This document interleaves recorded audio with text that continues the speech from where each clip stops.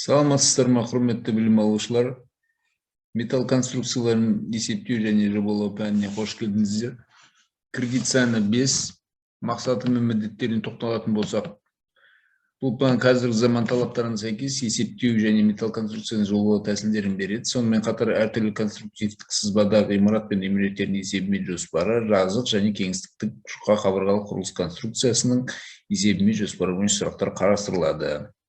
Міндеттеріне тоқталатын болсақ, осы пәнді оқу нәтижесінде төмендегідей міндеттерді білесіздер. Білуге металл конструкцияларындағы ішкі күштерін анықтау әдістерін, деформация және беріктік есептерінің әдістерін, металл конструкция құрастыру тәсілдерін, бір және көп қабатты тұрғын азаматтық өндіріс ғимараттарын жобалауын, құрылыс конструкция түрлерінің беріктік есебі бойынша есептерді шығаруын, деформация жарықтардың ашылу және пайда болу есебі бойынша есептер шығару, ғылыми техникалық мәліметтер табу және қолдану, тағайындалған түрлі ғимараттар мен үймереттердің конструкция шешімдерін жобалау негіздерін, түрлі сыртқы әсерлерге конструкциялар беріктікке есептеу, деформация бойынша металл конструкциясын есептеу және жобалау тәсілдері, жұқа қабатты кеңістік металл және металл конструкциялар жобалау принциптерін қолдана білесіздер. Жалпы саны сағаттардың жалпы саны 150 сағат, академиялық сағаттар саны лекциялар 15, практикалық 30, білім алушының оқытушымен өзіндік жұмысы 30 сағат және өзіндік жұмыс 75 сағат. Академиялық саясатқа тоқталатын болсақ, барлық сабақтарға міндетті түрде қатысу керек, кешікпеу керек. Егер курс онлайн немесе гибрид форматта ұйымдастырылатын бекітілген сабақ кестесі онлайн және офлайн формадағы сабаққа қатысу міндетті болып есептелінеді. Егер дәлелді себептерге байланысты білім алушы сабаққа қатыса алмаса, жіберіп тақырыптың қысқаша мазмұн теңдемесі ұсынуға міндетті. Егер академиялық құндылықтарға тоқталатын болсақ, академиялық адалдық ережесін орындауға міндетті.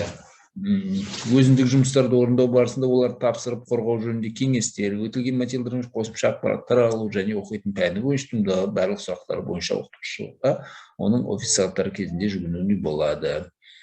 Бағалауға тоқталатын болсақ, лекциялық, практикалық, зертханалық және басқа сабақтардың балдар дескриптивтарға сәйкес апта сайын бекітілген сабақ кестесі бойынша көрсетіледі. Бағалау критериялары көрсетілген. Келесі бұл жерде сабаққа қатысу, дәріс сабағы, практикалық, білім алушы оқытушының өзіндік жұмысы, білім алушының өзіндік жұмысы, аралық бақылаулар, қорытынды емтихандардағы жинайтын сіздер 100% балл жинауларыңыз керек. Келесі слайдта білім алушы оқытушы жетістіктерін бағалаудың дәстүрлі бақылау шкаласы және СТС-ке аударылған баллдық рейтингтік әріптік жүйесі көрсетілген.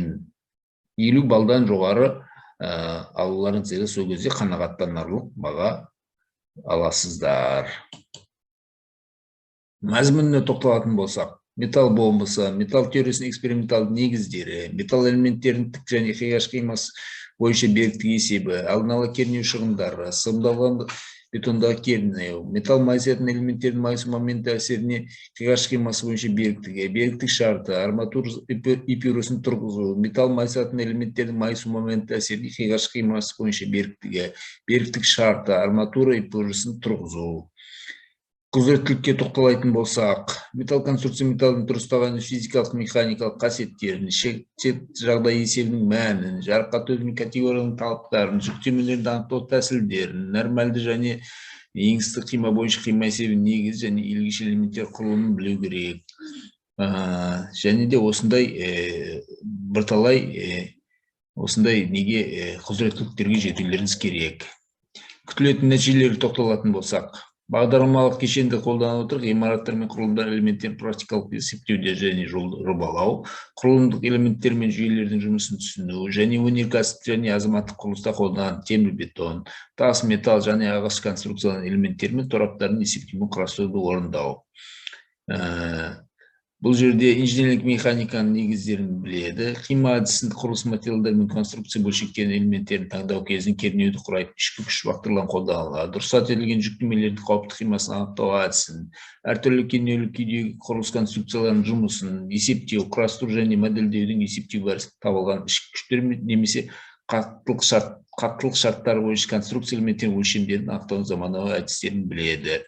Келесі құзыреттілік ғимараттар мен құрылыс темір бетон және металл күрделі жүйелі жобалауды есептеу әдістерін біледі. Ғимараттар мен құрылыстар жобалау кезінде темір бетон және металл конструкция есептей және құрастыра алады.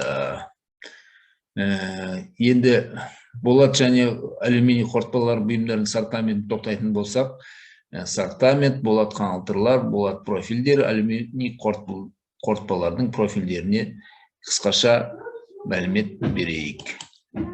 Металлургия зауытында болат прокатталып шығарылады. Прокатталған болат екі топқа бөлінеді.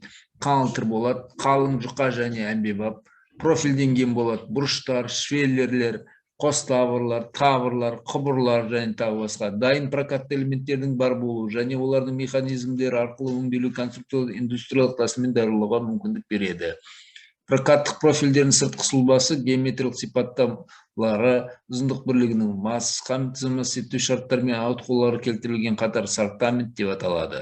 Профильдер түрлерінің көптігі, бір профильді өлшемдерінің әртүрлі конструкциялар тиімді жобалауға және әртүрлі конструктивтік сұлба құруға мүмкіндік береді. Мына суретте прокаттық профильдердің негізгі түрлері көрсетілген. Бұл жерде қос тавр, швеллер, жаңа айтылып кеткен бұрыштама, құбыр, төрт бұрышты құбырлар және дөңгелек құбырлар көрсетілген. Болат қаңылтырларға тоқтайтын болсақ, құрылыста көп қолданылады. Келесі түрлері бар. Қалың болат қаңылтырлар, бұлардың қалығы 4-тен 160 мм-ге, ені 600-ден 3800 мм. Ыстықтай тартылған қаңылтыр ұзындығы 6-12 метр, қалыңдығы 160 метр, қалыңдығы 1-ден 2 мм-ге дейін. Ені 500-2200 мм-ге дейін орама түрінде шығарылады. Қалың болат қаңылтыр конструкцияларда бүтін жүйелі элементтерде, арқалықтарда, ұстындарда, рамаларда көбірек пайдаланылады. Қалыңдығы 4 мм-ге дейін жұқа болат қаңылтырлар суықтай және ыстықтай тартылып прокатталынады. Суықтай тартылған болат, ыстықтай тартылған болаттан көп қымбат. Жұқа болат қаңылтыр төбе жабындары үшін жұқа қабырғалы майыстырылған профильдер дайындалуға пайдаланылады. Суықтай тартылған цинкпен апталған оралған болаттар профильденген төсеніштер даярлау үшін қолданады.